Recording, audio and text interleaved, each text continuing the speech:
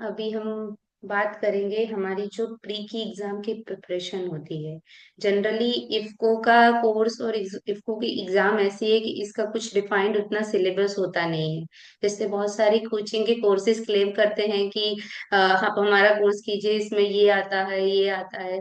But इसका एक defined course नहीं है, तो बच्चे बहुत ज्यादा कंफ्यूज होते हैं। इवन ऐसे कोर्सेज लेने के बाद भी कुछ बच्चों का सिलेक्शन नहीं होता है।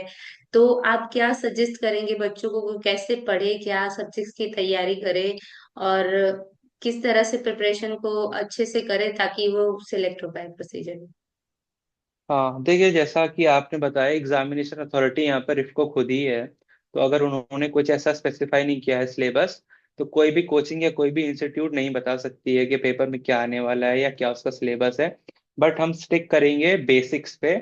और पिछले सालों में जो जो आया है तो उसके अकॉर्डिंग अगर हम सिलेबस ड्रॉ करें, तो जो हमारे जितने भी हमारे बीएससी एग्रीकल्चर के कोर्सेज होते हैं, मोर और लेस वही आता है। ऑब्वियसली ज्यादा फोकस इस पे होता है, सॉइल पे, न्यूट्रिएंट्स पे, फर्टिलाइजर पे और एग्रोनॉमी पे, क्योंकि वो फंडामेंटल्स हैं इफको के, और पेपर में भी थोड़ा सा उसी पे फोकस किया जाता है। तो उसको आप थोड़ा अच्छे से पढ़ें।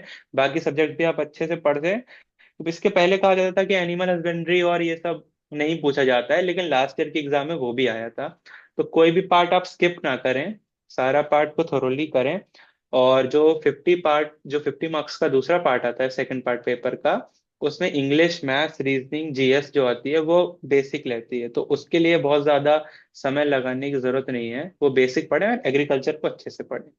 कोचिंग के कोर्स जीएस की में कोई भी। ऐसी आवश्यकता नहीं है। जी सर। जी। जीएस जो मतलब जनरल अवेयरनेस के जो क्वेश्चंस होते हैं उसमें ज्यादातर मुझे लगता है गवर्नमेंट की स्कीम्स को और जो लेटेस्ट करंटली जो एग्रीकल्चर और मिनिस्ट्री ऑफ कॉपरेशन से रिलेटेड जो स्कीम्स चल रही होती है उसके क्वेश्चंस काफी ज्यादा देखने को मिले थे। पिछली बार के पेपर में भी कुछ क्वेश्चंस थे और उसके अलावा एंटो से भी कुछ क्वेश्चंस थे। तो कुछ ऐसे एस्पेक्ट्स हैं जिसको हमें कवर करना चाहिए जो क्रॉप प्रोडक्शन, एग्रोनॉमी और सॉइल साइंस से ज्यादा रिलेटेड हो। हाँ, आप लेटेस्ट ट्रेंड्स अगर फॉलो करते हैं, न्यूज़पेपर अगर फॉलो करते हैं, तो मोरलेस आपको ये सब इन्फॉर्मेशन होगी। अगर आप दूसरे किसी कम्पिटिटिव एग्जाम की तैयारी कर रहे हैं, तो उससे ज्यादा कुछ आपको बहुत ज्यादा पढ़ने की जरूरत नहीं है। उतना ही अगर आप ठीक से कर लेते तो कवर हो जाना चाहिए सब कुछ। जी। तो इसके अलावा एक ये भी रहता है कि शायद जो प्री एग्जाम जो हम देते हैं सर, जो घर पे हम या किसी भी जगह पे बैठ के दे सकते हैं, उसके भी कुछ रिस्ट्रिक्शंस होते हैं। मतलब आप उस ड्यूरेशन में टैब चेंज नहीं कर सकते और कुछ कैमरा ऑन की प्रोसीजर्स होती है और उनका ट्रैकिंग सिस्टम चलता है कंपनी का। तो जी। स्टूडेंट्स को सलाह हम यही देते हैं कि आप ऐसी कोई कोशिश करने का प्रयास ना करें, क्योंकि फिर आपकी विंडो एक बार क्लोज हो जाती है अगर, तो फिर आप एग्जाम को पूरा दे नहीं सकते। जी, इसमें मतलब इसको भी सिक्योरिटी हर साल अपना बढ़ाती ही जा रही है। और ओपन का देने का मतलब यही है कि वो आपको टेस्ट कर रहे हैं। अगर ऐसा कुछ इनअप्रोप्रिएट आप करते हैं तो आपका वो तो जाएगा ही, चला ही जाएगा। आपकी मेहनत जो आपने की वो भी बर्बाद हो जाएगी, पढ़ाई भी बर्बाद हो जाएगी। तो ऐसा कुछ नहीं करना चाहिए। और ऐसा कुछ ना हो, इसी वजह से वो बहुत स्मार्टली डिजाइन किया गया है।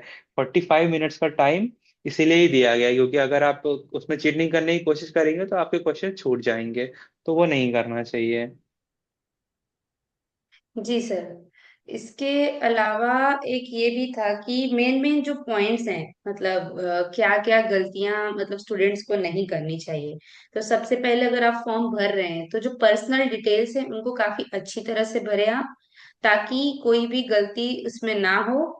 और पर्सनल डिटेल्स में इंक्लूडिंग करें, अगर आप कोई वर्क एक्सपीरियंस दिखा रहे हैं, अब अगर आप वर्किंग हैं तो आपके पास प्रॉपर प्रूफ होना चाहिए during the time of interview और डॉक्यूमेंट वेरिफिकेशन कि आपने यहाँ पे वर्क किया। आपके जो एम्प्लॉयर्स है उनसे आपको सर्टिफिकेट प्रोवाइड करना पड़ेगा और उसका भी बैकग्राउंड वेरिफिकेशन होता है। तो उसके अलावा अगर कुछ भी आपने अपनी एडिशनल सर्टिफिकेट्स अटैच किए जो आपकी जॉब को मतलब सपोर्ट कर रही है कि आपको नौकरी मिले, तो आपको वो सारे डॉक्यूमेंट्स बहुत ही नीट, क्लीन और काफी रिलायबल रखने चाहिए, क्योंकि उसका भी प्रॉपर वेरिफिकेशन होता है। तो ये सारी पर्सनल डिटेल्स उसी प्रकार से भरे जिसकी आप प्रूफ अच्छे से। तो एक दूसरी चीज का ये ध्यान रखें कि जो आप फोटोज अपलोड कर रहे हैं उसमें ब्लरी इमेजेस को अवॉइड करें। एक प्रॉपर अच्छी और लेटेस्ट फोटो डालें और जो ब्लरी ना हो, क्योंकि आपका जो फॉर्म फिल होके जो एडमिट कार्ड बनता है उसके अंदर भी आपकी फोटो होती है। तो उसका भी जब सेंटर बेस्ड जब आपका टेस्ट होता है तो वो फोटो से भी कभी कभार वेरीफाई करते हैं। तो इमेज अगर ब्लरी होती है तो आपको उस टाइम पे एग्जाम सेंटर पे कुछ कुछ इश्यूज आ सकते हैं। ऐसा मैंने मेरी बैच के कुछ केसेस में देखा हुआ है। तो इस चीज को थोड़ा ध्यान रखें। इसके अलावा डेडलाइन को मिस ना करें, 15 मार्च 2025 वो डेडलाइन है। उसके बाद ये फॉर्म विंडो बंद हो जाएगी। तो आप लोग इफ्को की वेबसाइट को चेक करते रहे और वैकेंसी के सेक्शन में जाके फिर उस पोर्टल पे चेक करते रहे। जैसे ही विंडो ओपन हो जल्दी से फॉर्म भर दे, क्योंकि अगर आप पीछे से फॉर्म भरने की वेट करेंगे तो बहुत ज्यादा ट्रैफिक होने की वजह से कभी कभी वेबसाइट पे फिर फॉर्म्स फिल करने का इश्यूज भी आते हैं। तो इन चीजों का काफी अच्छे से ध्यान रखें। और इसी के साथ कुछ स्ट्रेटेजी के बारे में भी सर अगर आप कुछ बताना चाहें बच्चों को प्री के एग्जाम के लिए तो आप बता सकते हैं। अब प्री को लेकर थोड़ा सा ब्रीफ करूंगा मैं। जैसे कि प्री में पैटर्न तो मैंने बता ही दिया है, 100 क्वेश्चन एग्रीकल्चर के होते हैं, 50 अदर पोर्शन होता है। तो मेजर फोकस एग्रीकल्चर पे होना चाहिए। एग्रीकल्चर में भी जो हमारी बेसिक बुक्स हैं, अगर उनको पूरा कवर कर लेंगे, जो भी बुक से आप पढ़ते हो उसको अगर कवर कर लेंगे और क्वेश्चंस प्रैक्टिस कर लेंगे, क्वेश्चन के वही जो अदर एग्जाम्स में आते हैं एफसीआई एफओ लेवल के, तो प्री निकालने में कोई ऐसी प्रॉब्लम नहीं होनी चाहिए। उसके अलावा साथ साथ एग्रीकल्चर के थोड़ा सा रूरल डेवलपमेंट और पंचायती राज वाला सेक्शन भी थोड़ा देख लेना चाहिए। कभी कभी एग्जाम्स में देखा गया है किसी किसी ईयर में, तो वो भी एग्रीकल्चर के साथ साथ पूछा गया था। और लास्ट ईयर एनिमल हस्बेंड्री और एंटोमोलॉजी के भी क्वेश्चंस ठीक ठाक लेवल के आए थे। तो अब पेपर पैटर्न भी थोड़ा सा ठीक होता जा रहा है।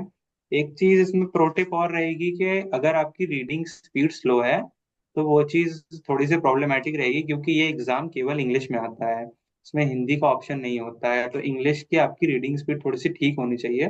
उसको भी आप इम्प्रूव कर सकते हैं, अगर एक महीना भी आप डेली इंग्लिश थोड़ी सी पढ़ते हैं, इंग्लिश कंटेंट, तो वो भी इम्प्रूव हो जाएगा। क्वेश्चन भी जो कीजिए वो इंग्लिश में कीजिए, कंटेंट भी जो पढ़िए वो इंग्लिश में पढ़िए।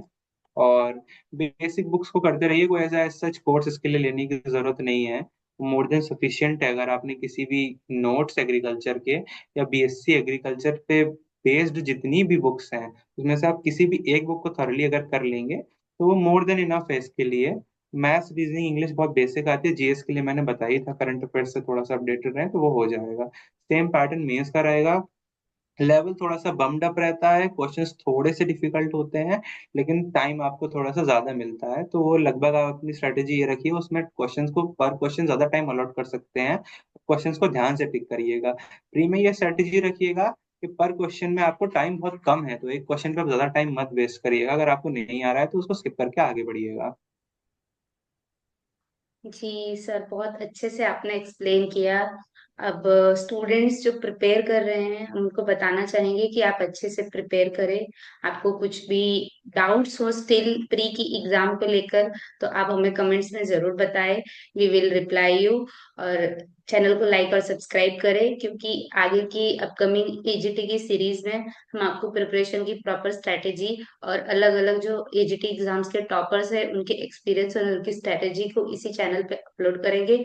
और आप उनकी स्ट्रेटेजी को यूज करके ये एग्जाम को क्लियर कर सकते हैं। तो अपने दोस्तों में हमारे चैनल को लाइक और सब्सक्राइब करके शेयर जरूर करें। Thank you so much. Thank you so much जय सर, थैंक आपका यू। गाइडेंस बहुत उपयोगी रहेगा हमारे दर्शकों के लिए। और इंटरव्यू की प्रिपरेशन और मेंस की प्रिपरेशन के लिए भी हमारे चैनल के साथ जुड़े रहें। Thank you.